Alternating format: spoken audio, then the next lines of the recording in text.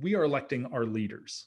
These leaders are making laws. These laws affect our lives, especially in municipalities. I would say that in some sense, municipal politics has a more direct day-to-day influence on your life. This is what you can do in your own backyard kind of laws. This is what your neighbor can do in their backyard and how it affects you kind of laws. These are what building gets built across the street from you kind of laws.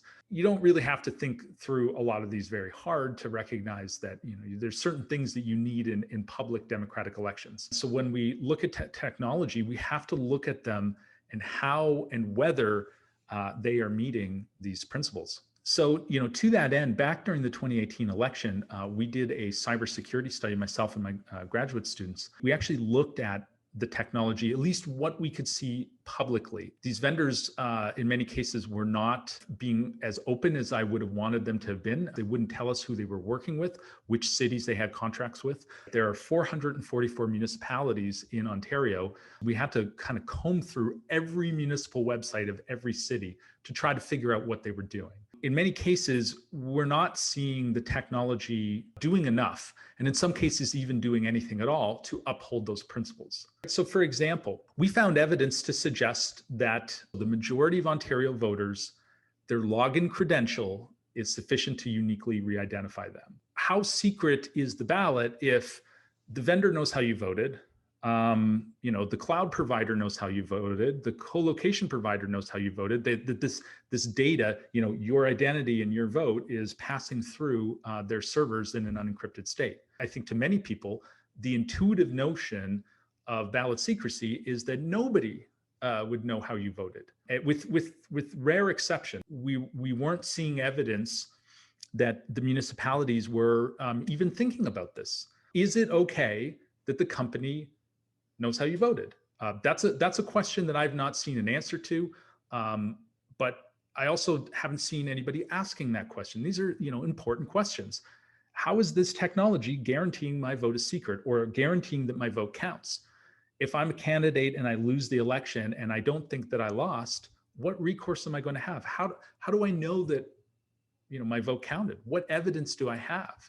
And saying simply, well, we trust the system, that's not evidence. We're really in this place here where we're seeing kind of a big amount of daylight between what we're supposed to be doing and what we actually see happening for real. If I was a clerk, one of the things that I would be worried about is that there might be some kind of event, the election goes down on election night, that kind of thing, that would expose me to cyber risk and ultimately to potentially legal risk.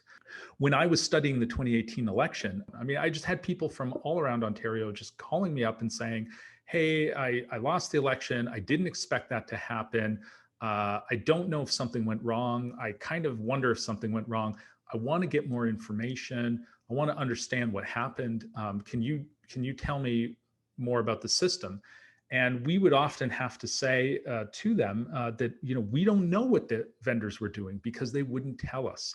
There's a lot of stuff that goes on behind closed doors. So things like, privacy impact assessments, penetration testing reports, risk assessments, and, risk and threat modeling and all this kind of stuff. All of these documents are not available to us. So we don't know what cities did and didn't do, and we don't know what the vendors are doing in many cases. So if you lose unexpectedly, and it seems like maybe the system didn't work somehow, you don't know, and you want to get this information, and you call the vendor and they won't talk to you, and then you call the clerk and they say, well, call the vendor, and you're sort of in this like infinite loop.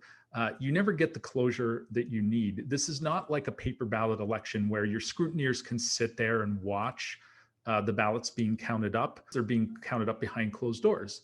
Like this is not acceptable. I don't think that I should have to make that case. I think it should be obvious that elections can't be counted up behind closed doors. The legislation, the democratic principles of elections command there to be some transparency in the process. So if we're going to change away from paper ballots, we need to offer something that's comparable somehow to the transparency of a paper ballot process. Our interest is that public elections will continue in this country into the foreseeable future and will survive this sort of digital transition that we're going through in our nation's history.